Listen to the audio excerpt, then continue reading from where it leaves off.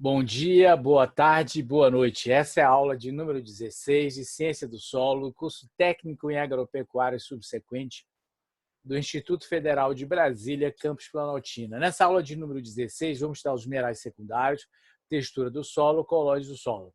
Lembrando que na aula anterior falamos a respeito do intemperismo, né? Ao falar de intemperismo, sobretudo intemperismo químico, a gente fala como esses minerais secundários surgiram no solo, né? Então, a fração os minerais secundários do solo, sobretudo, fazem parte da fração argila do solo, né? Então, relembrando a aula anterior, primeiro, então é sempre bom nós falarmos a respeito da constituição do solo, né? Então, no solo nós temos o ar, né? Os espaços vazios do solo são ocupados por ar e água, né?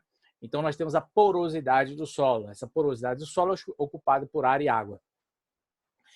No solo, nós temos as partículas sólidas. Essas partículas sólidas podem ser de origem mineral, né? Ou seja, são formadas a partir da transformação dos minerais das rochas.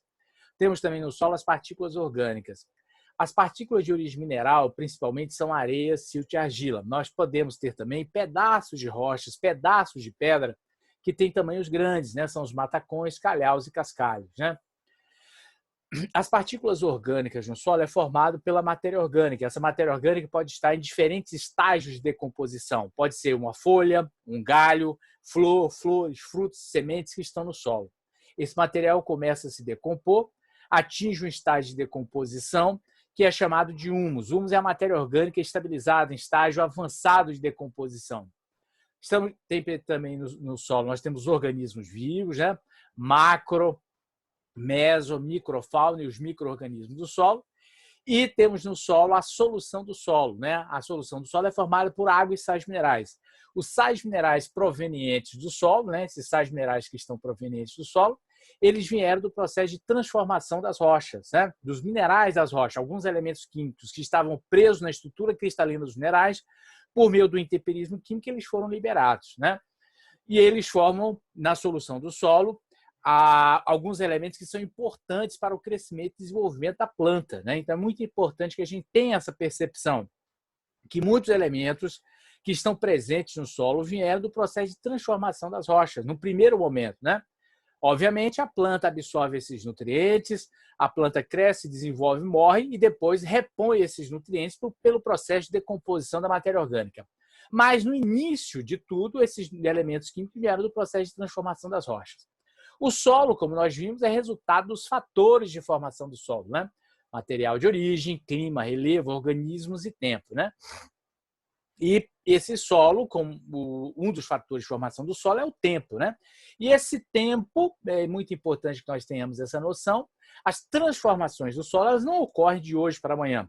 Às vezes levam centenas, milhares, milhões de anos para que o solo se forme, né? E à medida que o tempo vai passando, as transformações de natureza física, química e biológica vão acontecendo no material de origem e vai ocorrendo transformações. Essas transformações também dependem do relevo, né?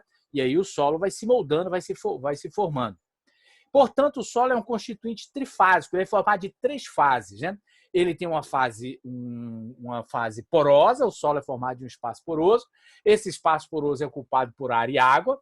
E nós temos também os constituintes minerais do solo, provenientes da transformação dos minerais das rochas. Temos também no solo a matéria orgânica. Solos de ambiente natural, solos em condições ideais, ele tem 50% de porosidade e 50% de espaço ocupado pelos sólidos, né? E é importante observar que esses constituintes eles estão misturados no solo. O solo, como nós vimos, é todo esse corpo, né? Essa toda camada inconsolidada. O solo é um corpo tridimensional, é toda essa camada inconsolidada que recobre as rochas, onde os constituintes minerais estão misturados, né? Obviamente, a camada superficial você vai ter um teor maior de matéria orgânica, vai ter uma atividade maior dos micro-organismos. Porém, né, os constituintes minerais se distribuem em todo o corpo aqui do solo em quantidades variadas e interagindo uns com os outros, né? Aqui na fração mineral do solo, como nós vimos, nós temos os matacões, calhaus, cascalhos, areia, silt e argila. Então, o que vinha a ser matacões? Matacões são pedaços de rochas, fragmentos de rochas, são pedras que têm mais de 20 centímetros de diâmetro, mais de 200 milímetros de diâmetro. O que são calhaus? Calhaus são constituintes do solo, são pedaços de rochas, fragmentos de rocha, pedaços de pedra de 20 a 200 milímetros. que são cascalhos? Cascalhos, na ciência do solo, cascalhos são partículas de minerais que têm de 20 a 2 milímetros. Né? E areia? Então, se alguém perguntar para você, do ponto de vista da ciência do solo, o que vem a ser a areia?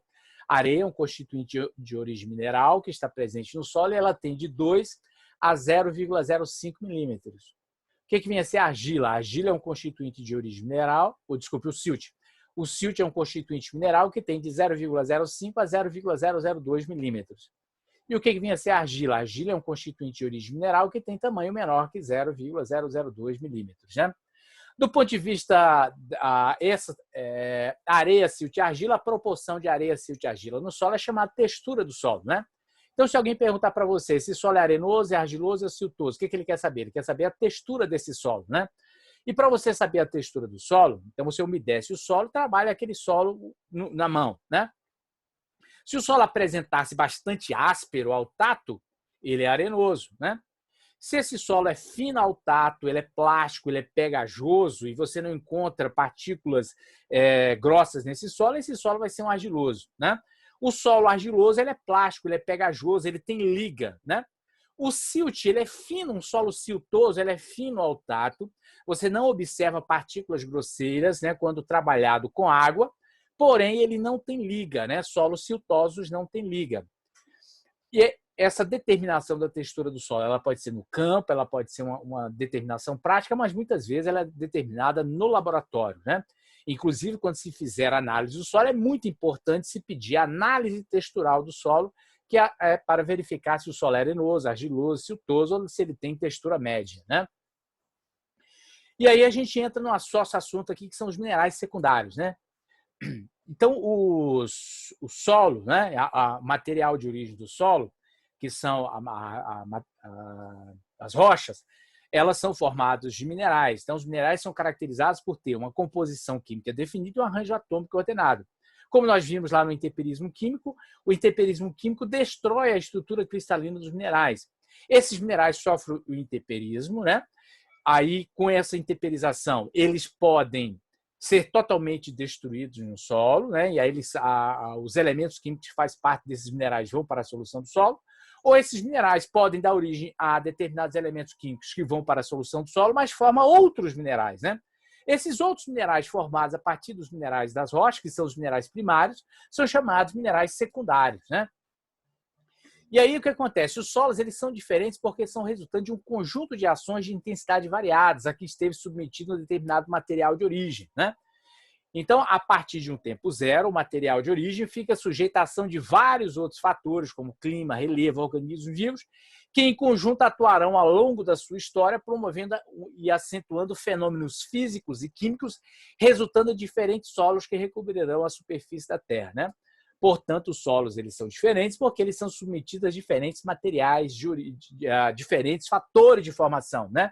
Os fatores de formação são diferentes, os materiais de origem são diferentes, as condições climáticas são diferentes, a intensidade da ação dos organismos vivos são diferentes, o relevo em o qual o solo se forma é diferente e o tempo em que esse material está submetido a transformações são diferentes. Portanto, nós vamos ter solos diferentes. Né? E esses solos, o que diferencia esses solos? Né? O que diferencia um solo do outro? Né? Ou porque os solos são diferentes? Então, os solos são diferentes porque a constituição mineralógica dele é diferente, a sua constituição química é diferente, o comportamento físico desse solo é diferente, a população de micro-organismos que habita esse solo, que é a biodiversidade, é diferente, a sua cor, a sua textura, a sua estrutura, porosidade, consistência, espessura, são variadas entre os solos. Né? Então, o solo, né, o material de origem, está submetido aos fatores de formação do solo, ao agente de intemperismo, e assim forma-se o solo. Né? E aqui nós temos um solo, né? Um solo. Aí, quando nós falamos de intemperismo, nós falamos de solo jovem, solo antigo, solo velho, solo bastante intemperizado. Né? Então, aqui nós temos um solo jovem, onde aqui na superfície nós temos pedaços de rochas, fragmentos de rochas, né, que são os matacões, calhaus e cascalhos, né? E aqui um solo jovem, a rocha de origem está próxima à superfície. Aqui é um solo já mais intemperizado, mais transformado, né? E aqui nós temos um solo já bastante intemperizado, um solo bastante transformado, um solo bastante modificado, né? Então a espessura desse solo aqui é elevada, né? Um solo profundo, um solo intemperizado. Então, aí falamos, a fração mineral do solo pode ser constituída de partículas de variáveis tamanhos. Aí nós falamos, né? Matacões, calhaus, cascalhos, areia, silt e argila.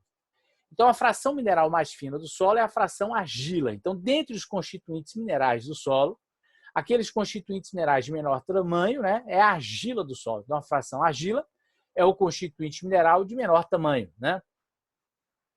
Então, as partículas minerais do solo podem ser classificadas quanto à sua origem em dois tipos, minerais primários e minerais secundários, né? O que vem a ser um mineral primário, né? O mineral primário são os remanescentes da rocha que deu origem ao solo. Ou seja, o que é um mineral primário? O mineral primário é aquele mineral que se encontra no solo da mesma forma como se ele encontrava na rocha, né? Aquele mineral que é encontrado no solo e ele tem a mesma constituição química, as mesmas características, da mesma forma como ele se encontrava nas rochas, né? Então, portanto, os minerais primários são aqueles que se encontram no solo da mesma forma como se encontravam nas rochas, né? Então, esses são os minerais primários. O que são minerais secundários? São os produtos secundários formados pela decomposição dos minerais primários das rochas ou os minerais da rocha-mãe, ou seja, pela decomposição, transformação química de um mineral primário. Então, os minerais primários que compõem as rochas, os minerais primários que estão no solo da mesma forma como se encontravam na rocha, eles vão sofrer transformações de natureza química, física e biológica, sobretudo transformações de natureza química ou química biológica. Então, esses minerais primários, vai ocorrer a ruptura da rede cristalina desses minerais. Esses minerais vão se transformar em outros minerais. Esses outros minerais transformados, que têm características diferentes, serão chamados de minerais secundários, né? Então, os minerais secundários são aqueles formados pela desintegração e alteração dos minerais primários através do intemperismo, né? Os minerais secundários normalmente são de tamanho menor e mais ajustados às novas condições ambientais. Os minerais secundários constituem praticamente a totalidade da fração mais fina do solo e são encontrados sob a forma de argilominerais e óxido de ferro e alumínio. Então, a fração mais fina do solo é a fração argila. Portanto, os minerais primários das rochas sofrem transformação de natureza química e dão origem aos minerais secundários. Esses minerais secundários são partículas muito pequenas no solo e, na sua grande quantidade, faz parte da fração argila do solo. Essa fração argila do solo é chamada de argilominerais ou também os óxidos de ferro e alumínio. Mais à frente nós vamos falar que nós temos no solo as argilas silicatadas e as argilas não silicatadas. As argilas silicatadas são chamadas As argilas silicatadas são chamadas de argilominerais e as argilas não silicatadas são os óxidos e hidróxidos de ferro e alumínio, né?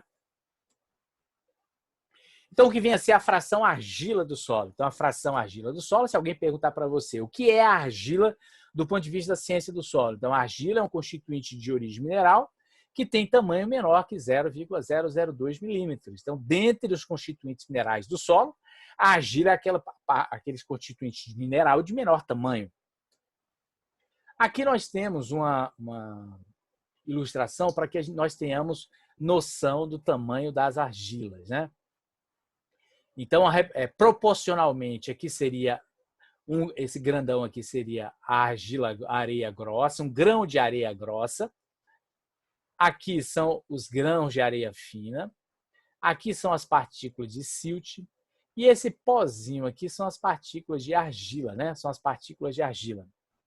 Se a gente quiser saber, né, qual a diferença de tamanho, né?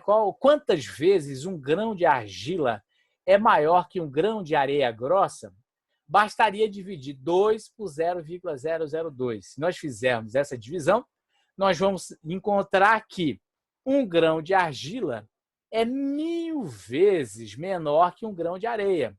Que um grão de areia é 1000 vezes maior que um grão de argila, só para nós termos noção, né?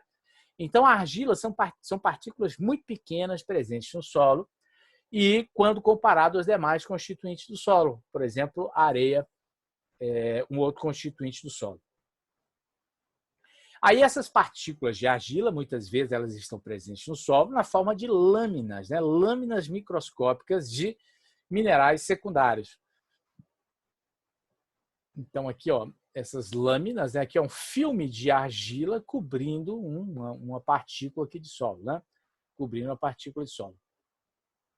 Qual é a origem da fração argila do solo? Então, quando nós estudamos o intemperismo químico, nós falamos da origem da fração argila no solo. Vamos só repetir aqui rapidamente como é que esse fenômeno ocorre, né?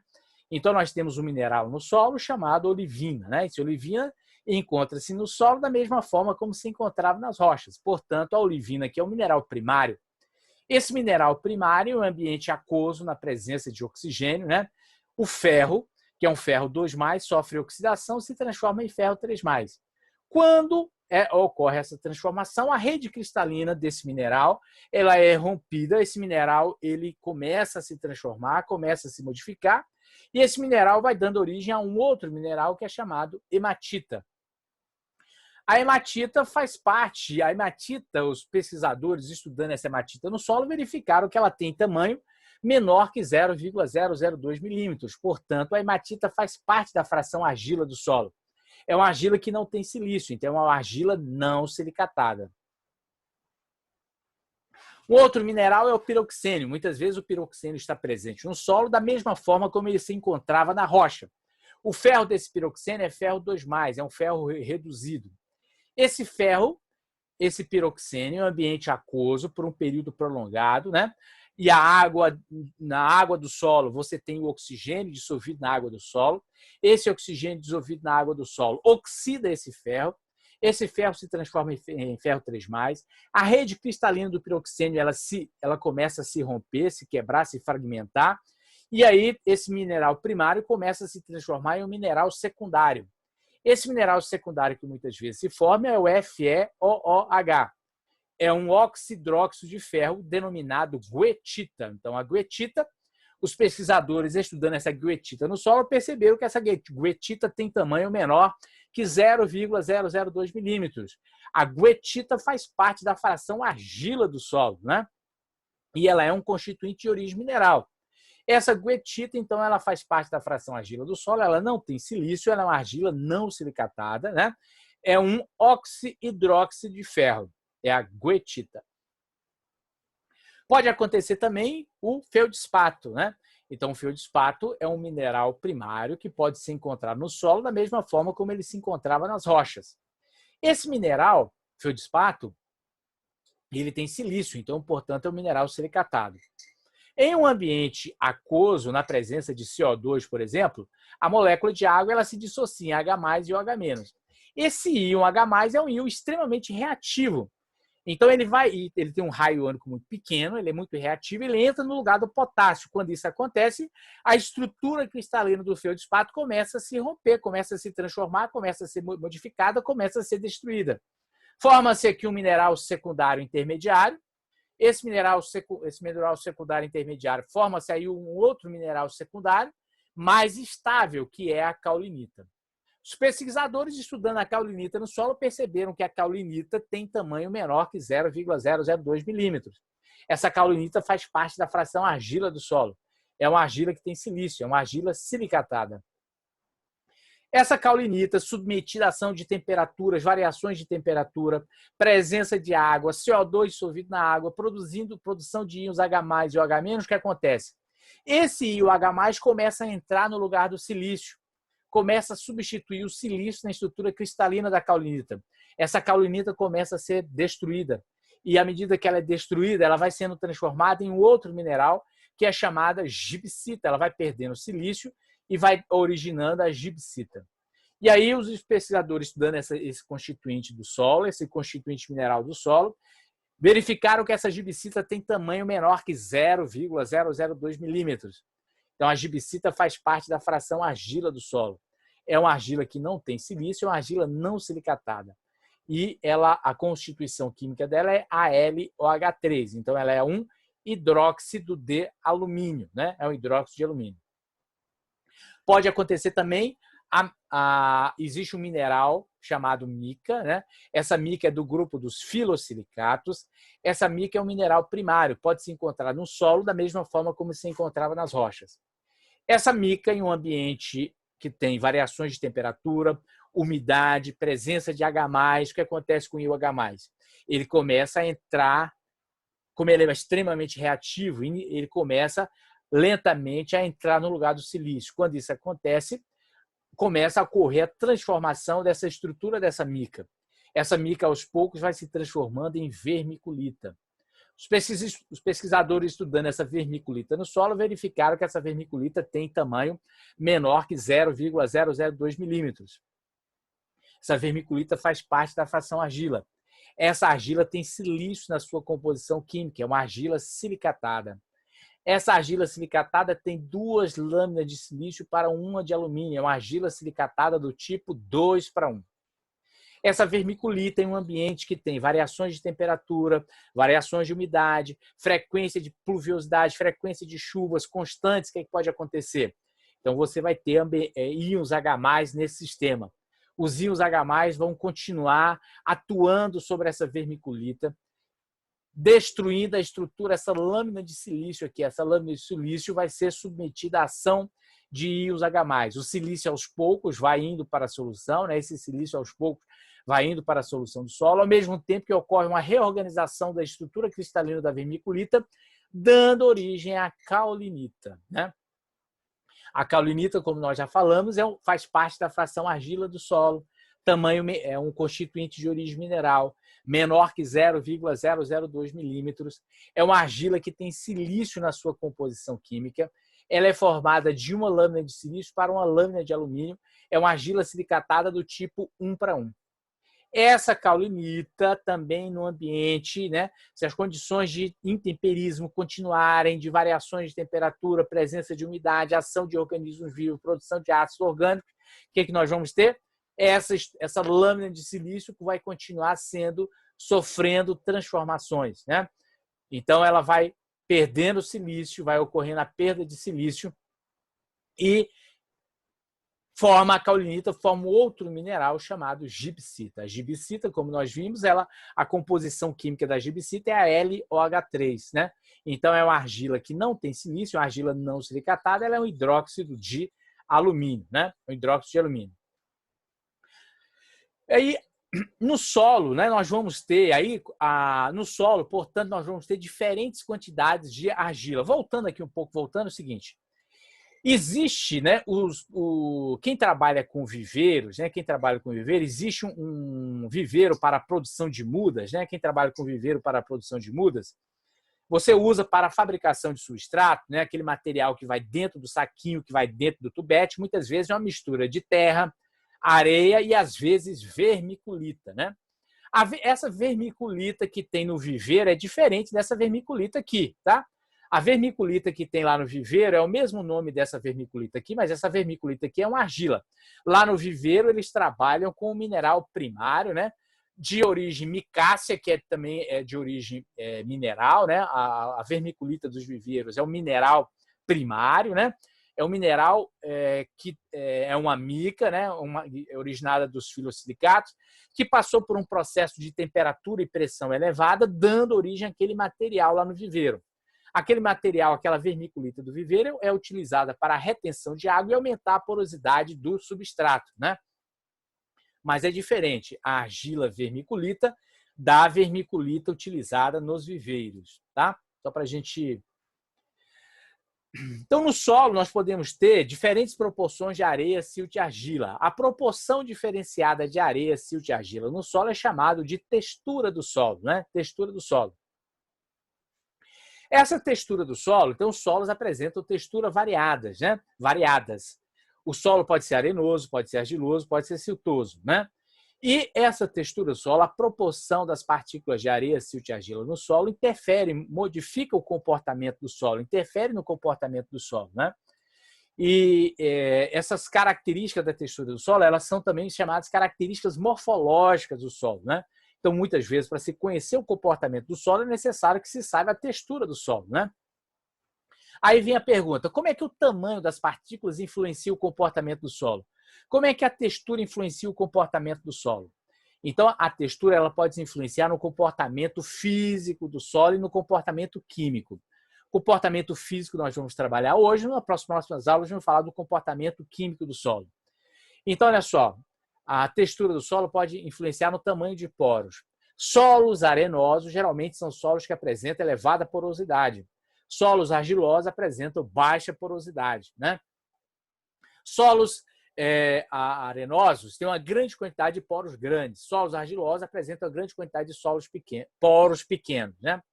Solos arenosos, geralmente como eles são muito arenosos, os poros são grandes, eles são muito permeáveis. A água penetra com muita facilidade nos solos argilosos e ela não se acumula, ela vai se infiltrando, se infiltrando, se infiltrando, até encontrar uma barreira ou até encontrar o lençol freático, né? Já solos bastante argilosos, as partículas são muito pequenas, são muito próximas umas das outras, a permeabilidade da água vai ser menor, né? A permeabilidade da água vai ser menor. Solos arenosos não apresentam nenhuma plasticidade, nenhuma pegajosidade. Já os solos argilosos, eles são muito plásticos, muito pegajosos, eles são liguentos, eles são moldáveis, apresenta a possibilidade de ser moldado, né? E essa plasticidade, essa pegajosidade influencia o manejo desses solos, né? Solos arenosos, eles são facilmente arados, gradeados, podem ser revolvidos por meio dos implementos com grande facilidade, né? Porém, os solos argilosos, eles apresentam dificuldade de serem manejados, de serem revolvidos, né? Muitas vezes esses solos argilosos, quando secos, eles são duros. Quando úmidos, eles são plásticos, pegajosos, dificultam o trabalho com implementos. O trator desliza, patina, etc., muitas vezes nos solos argilosos, né? Então, os solos argilosos são mais plásticos, pegajosos, têm ligas, né? Eles são liguentos. Solos arenosos, as partículas elas podem ser transportadas com muita facilidade, elas apresentam pouca coesão entre elas, né? Então, solos arenosos geralmente são solos mais susceptíveis à erosão. Enquanto solos argilosos, as partículas são muito pequenas, grande a aderência, elas são partículas coesas que dificultam processos erosivos, né? Dificulta processos erosivos. Então, para você ter água para transportar essas partículas, apresenta mais dificuldades, né? Mais dificuldade. Então, à medida que os solos são formados durante os processos de intemperização, alguns minerais e matéria orgânica são reduzidos a partículas extremamente pequenas, né? Então, nós vimos que, à medida que os minerais vão sofrendo intemperismo, as partículas vão diminuindo de tamanho. Matacões, calhaus, cascalhos, areia, silt e argila. A mesma coisa acontece com a matéria orgânica. A matéria orgânica, a partir do processo de decomposição, essa matéria orgânica vai iniciando o processo de decomposição. Essa decomposição ocorre devido à ação dos organismos vivos, a matéria orgânica vai se transformando, vai se modificando, os micro-organismos quebram as moléculas orgânicas, incorporam as moléculas orgânicas ao seu organismo, eles liberam substâncias orgânicas, essas substâncias orgânicas liberadas formam aquela matéria orgânica estável, o humus do solo, que é formado também de partículas muito pequenas, né? Portanto, as mudanças químicas diminuem ainda mais as partículas até o ponto em que elas não podem ser vistas a olho nu, né? Essas partículas muito pequenas, de origem mineral e de origem orgânica, né, são chamadas de colóides do solo, né? Então, essas partículas de menor tamanho são chamadas de colóides. Então, o que são colóides? Então, os colóides apresentam pelo menos uma de suas dimensões entre 1 micrômetro e 1 nanômetro, né? Então, partículas coloidais são partículas que têm tamanhos bastante pequenos, partículas menores que 1 micrômetro, né? 1 micrômetro é 10 a menos 6 metros, né? Ou seja, 0,0000001 metros, né? E nanômetro é 10 a menos 9 metros, né? Então, as partículas coloidais são partículas muito pequenas no solo, né? São partículas muito pequenas no solo. E essas partículas muito pequenas no solo são representadas pela fração argila do solo e a matéria orgânica na forma de humus, né? Então, as partículas coloidais, elas estão entre as suspensões grosseiras e as soluções verdadeiras. Então, existe uma região de mudança de heterogeneidade. Então, olha só, então as partículas coloidais, então, se você, por exemplo, colocar no solo, né, colocar na água, o solo e misturar, o que você vai perceber? Vai perceber que existem partículas grosseiras que formam suspensões. Que existem partículas, né, que se dissolvem na água, que são as soluções. E existem partículas que ficam no tamanho intermediário. Essas partículas de tamanho intermediário são as partículas coloidais. Então, nessa região, as partículas dispersas são tão pequenas que não formam a fase em que estejam nitidamente separadas, mas não são suficientemente pequenas a ponto de formarem uma solução verdadeira, né? Esse estado de subdivisão é chamado de estado coloidal, né? Então, a fração argila do solo, assim como a matéria orgânica na forma de humus, elas não são nem tão grandes, nem muito pequenas, né? Elas não são tão grandes para formarem suspensões, nem tão pequenas para formarem soluções verdadeiras para se dissolverem na água, né? Então, elas ficam ali no tamanho intermediário. Essas partículas de tamanho intermediário, entre suspensões e solução do solo, é chamada de partículas coloidais, né? São as partículas coloidais. Então, as argilas no solo e a matéria orgânica, na forma de humus, estão em estado coloidal. Por que essas partículas estão em estado coloidal? Então, as partículas de argila e matéria orgânica estão em estado coloidal porque têm tamanho que não forma uma fase em que estejam nitidamente separadas e também não são suficientemente pequenas a ponto de formarem uma solução verdadeira, né? Por isso que elas estão em estado coloidal. Então, a matéria orgânica do solo, na forma de humus, também ela está no solo em estado coloidal. Portanto, quando se fala de colóides do solo, estamos falando de argila e matéria orgânica umificada, matéria orgânica na forma de humus, né? O tamanho coloidal dos minerais de argila e da matéria orgânica influencia o comportamento do solo de forma diferente da influência do silt e da areia. Então, com isso, essa pergunta nós vamos responder na nossa próxima aula, né? Então, argila e matéria orgânica são considerados constituintes ativos do solo. Por quê? Porque exercem grande influência no comportamento físico e químico do solo. E por que isso acontece, nós vamos explicar na próxima aula, né? A influência dos colóides do solo. Então, argila e matéria orgânica exercem grande influência no comportamento físico e químico do solo, por isso são considerados constituintes ativos do solo. Por que isso acontece? Nós vamos ver na próxima aula. Muito obrigado aqui pela participação de vocês. Bom dia, boa tarde, boa noite.